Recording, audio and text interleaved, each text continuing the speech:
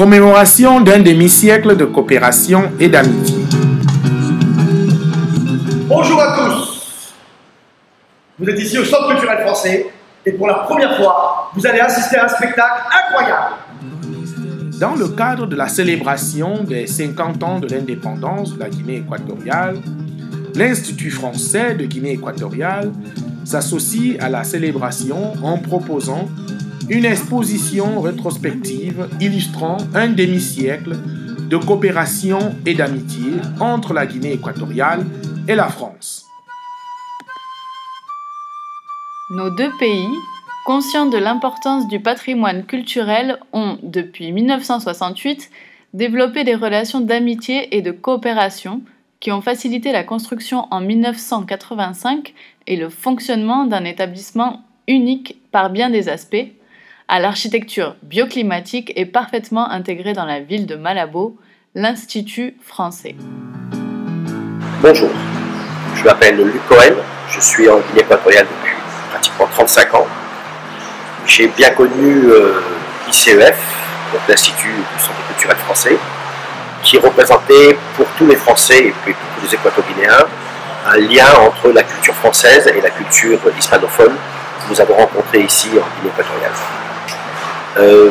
Lors de la construction de ce centre culturel, qui était nouveau, central, qui permettait d'avoir pour la première fois une bibliothèque, une scène dans laquelle se pouvaient se promouvoir certains artistes équato-guinéens et aussi français, puisque en tant que musicien, j'ai participé à des concerts avec des chanteurs et des artistes équato-guinéens. Et ça a permis de promouvoir énormément la culture française et aussi de nous donner un foyer dans lequel on pouvait trouver des informations, voir la télévision. C'était très difficile à cette époque, je parle d'il y a une trentaine d'années. Et surtout de pouvoir lire des revues françaises qui arrivaient bon an mal an chaque année. Je m'appelle Roquet et je suis ici à l'ICEF comme professeur de français depuis l'année 93. Et avant d'être professeur, j'étais apprenant ici à l'ICEF, et mon professeur à l'époque c'était monsieur Malonda, qui est déjà en Europe, il vit déjà en Europe. Et avant que l'ICEF soit là, l'ICEF était d'abord là où se trouve l'hôtel La Luna. C'était là-bas où se trouvait l'ICEF.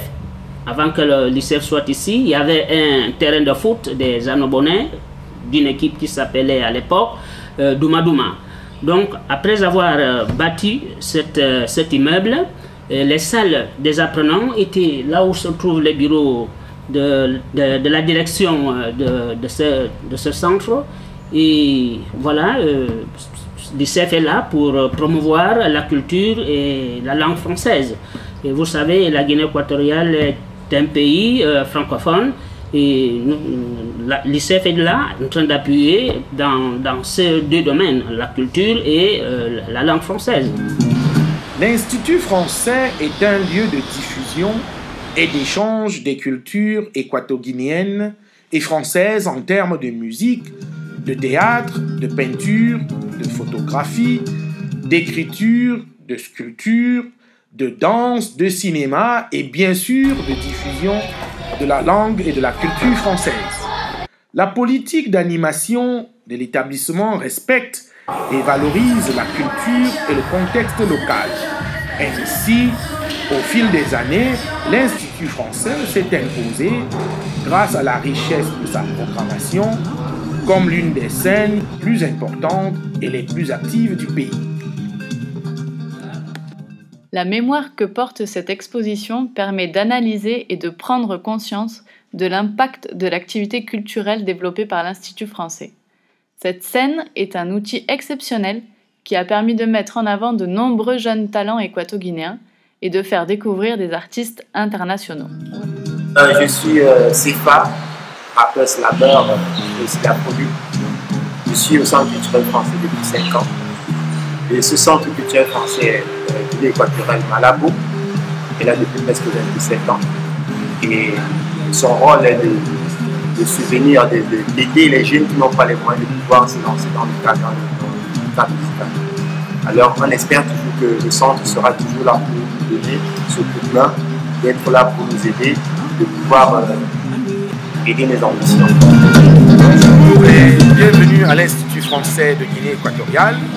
Je m'appelle Simplice Tuico, je suis directeur des cours. Ça fait un quart de siècle, 25 ans, que je travaille ici à l'Institut français pour la promotion de la langue française. La Guinée équatoriale a intégré la zone CEMAC il y a de cela longtemps. Et pour accompagner la Guinée équatoriale dans cette quête de la langue française, l'Institut français a pour vocation la promotion de la langue française et de la diffusion de la langue française. Et ainsi, nous avons commencé la formation des jeunes équato-guinéens en français, la formation des professeurs. Et aujourd'hui, nous avons atteint le cap de 1000 apprenants par an ici à l'Institut. Bonjour et bienvenue à l'Institut français de Guinée équatoriale.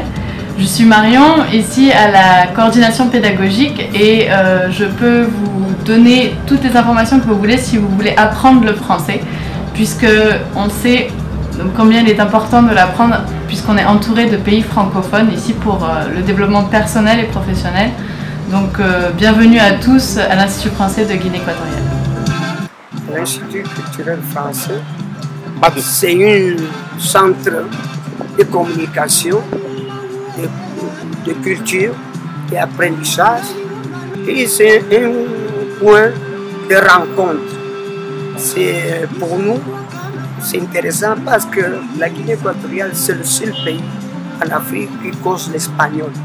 Mais nous sommes entourés, c'est-à-dire les pays francophones comme le Gabon, le Cameroun, et nous sommes dans la zone CEMAC qui regroupe en tout cas ces pays. Donc c'est pour ça que le français, ça vient d'être la deuxième langue officielle. Et le français, c'est important pour nous parce qu'avec ça, on peut causer avec nos frères de la région. Et l'Institut culturel fait un rôle important pour l'intégration de la Guinée équatoriale à la communauté francophone. Que représente pour vous cette photo, ce concert, il y a 34 ans? C'est un grand souvenir pour le Centre culturel français parce que c'est un des premiers moments quand j'ai commencé à faire la musique, après mon premier disque à Paris. J'ai fait un spectacle au Centre culturel, je pense que c'est le moment qu'on m'avait fait cette photo. C'est un grand souvenir, je garde beaucoup de souvenirs et ça m'a fait beaucoup d'émotion voir une photo que ça fait plus de 30 ans. J'étais à l'époque de Laureles, comme on dit ça en espagnol.